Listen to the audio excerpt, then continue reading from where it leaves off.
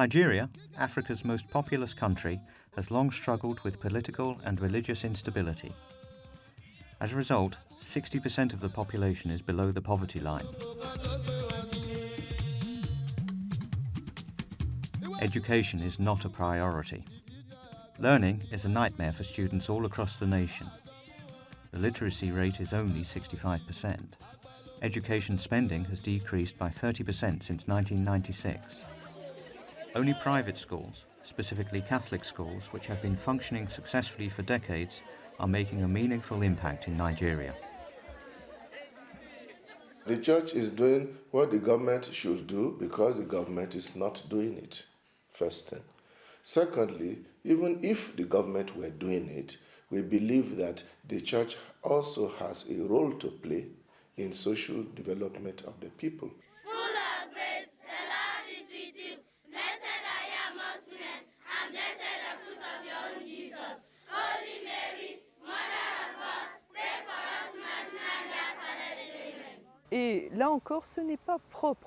This is not just characteristic of Nigeria. Everywhere in Africa, education proposed by the Catholic Church is the best. Not only is it a model education in the spiritual sense, but also it is an education in the literal meaning of the word, an education of the individual. In Nigeria, most schools are bereft of learning resources, tools and instruments. They are underfunded and poorly managed. Local districts lack the basic tools required to manage schools, conduct inspections, and train new staff and monitor teachers' performance. Most of the teachers are overstretched and overburdened with large classes of between 50 and 90 pupils, well beyond UNESCO recommendations, and well beyond the norm of 20 to 30 pupils per class in advanced nations.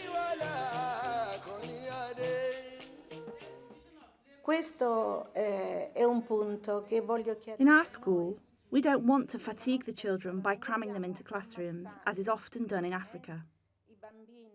There are often 60 children in one class. We, on the other hand, decided that there should be no more than 30, a maximum 32 children per class.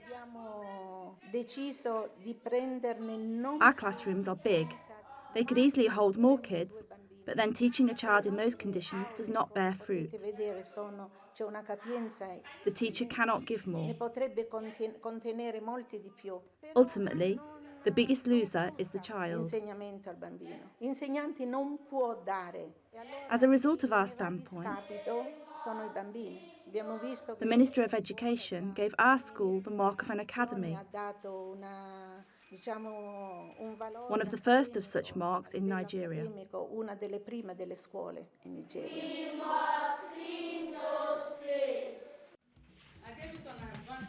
Although Nigeria's educational institutions in general are in dire need, the most troubled of the three tiers is the primary education sector. There are over 2,000 primary schools in Nigeria with no buildings of any type. Classes are often held under trees.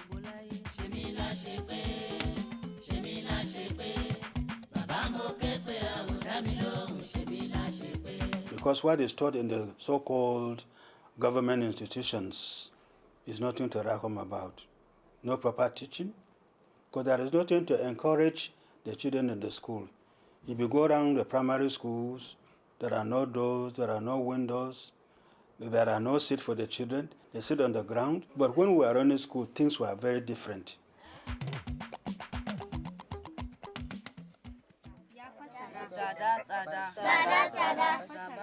Despite very poor conditions and lack of support from the Nigerian government, the Catholic Church has always made a positive difference, from the time of the earliest missions in the 19th century to the present day. Literacy courses are offered to the poorest country dwellers in their native tongue.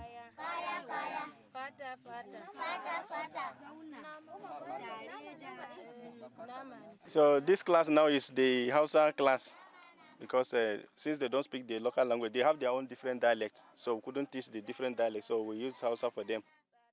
Just literacy. There's the literacy class now. Catechism class is on Sundays. So every other days they have literacy classes. Everybody wants to learn how to read and write. Just as it said that if you sleep in the dark, you don't need to be told that the day has break. Now in the villages, they discover that if you are not literate, something is lacking in you.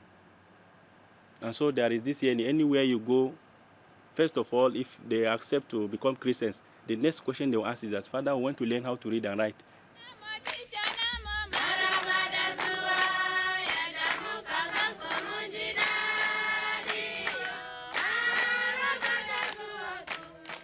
We tell them that education is light, education is freedom.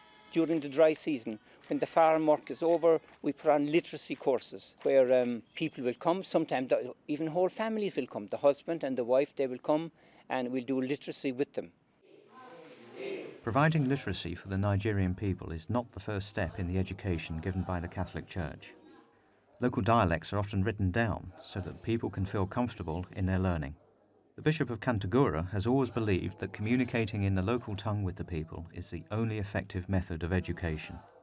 There's a proverb which says, when you come into a new area, you must respect the culture and the language. And it said, never forget that God was there before you came. When we came to northern Bargu, which is across the Niger, the local language, the local Kemberi language was only oral. It was a spoken language, it wasn't written. So then I saw in the rural villages, there was no good talking to them in Hausa. They wouldn't hear you. So I said, we'll have to do something. So I did a course on linguistics. Then I set up a team with myself and we got the language written down. Then I set up a Bible translation team. We have now printed the 4 Gospels in the Kemberi language. The New Testament is already in computer and we are doing revisions at the moment on it. In the Diocese of Contabara, we met a 30-year-old woman. She learned to read just 3 months prior by reading our Bible for Kids in the Hausa language. Throughout the diocese, we discovered by what method these men, women and children learn to read and write. During these literacy courses, they really desire to learn, and they do so with great passion. If you educate a boy or a girl, when they come back, they call others, and they pass on literacy to other people in the village as well. So literacy, very often, it's like lighting a fire. After a while, it continues from itself.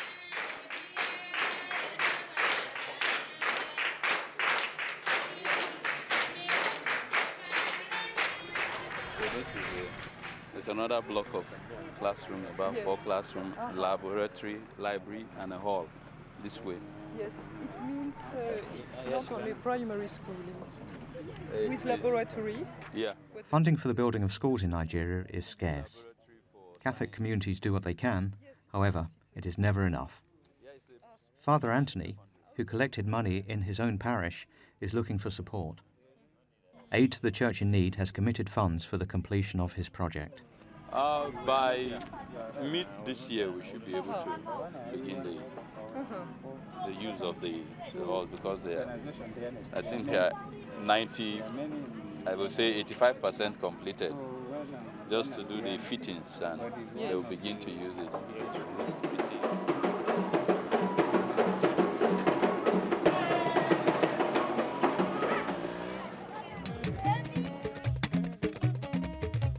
In places such as the Nazareth School in Kaduna, where the Nazareth Sisters have governed a primary school since 1998, children receive a sound education.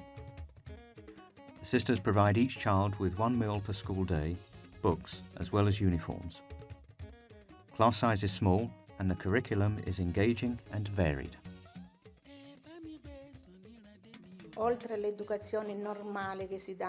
Besides our regular school curriculum, we have developed computer courses, which the children take during the regular day. We also have home economics courses, French classes.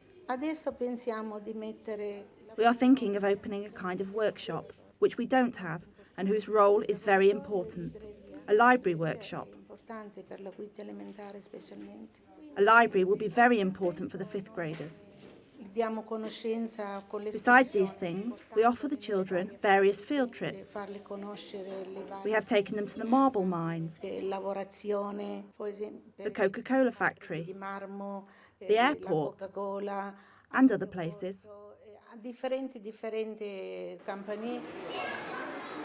Despite religious tension exhibited by the Islamic community toward Catholics, places such as the Nazareth School in Kaduna attract Muslim families. This is a testament to the quality of Catholic education in Nigeria and the truly altruistic nature of its long-standing history.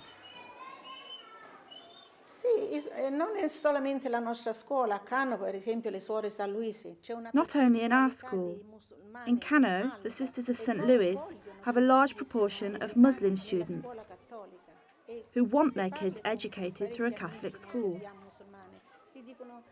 When you talk with many of our Muslim friends, they say that they were raised by the sisters of such and such a school. They are proud of the fact that they were raised, or their kids were raised, in a Catholic school in a particular way by sisters. So we can say that on one hand there are misunderstandings and conflicts between Catholics and Muslims, but on the other hand that we desire unity.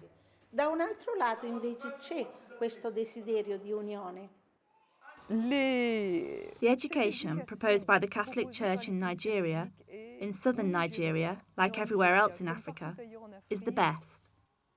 Schools such as St. Guy's and St. Thomas's offer education of the highest standard, and with one major requirement,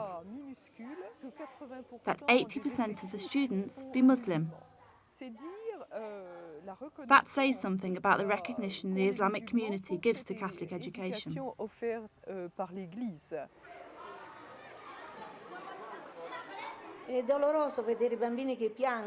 It is painful to see kids crying. In July, we end the school year. We make it a big holiday. The children get all dressed up for their graduation, so they can move on to middle school. At the end of the ceremony, all you see is crying. The kids hug each other, their mum or dad. They don't want to leave. We tell them that they can always come back to the sisters for a visit.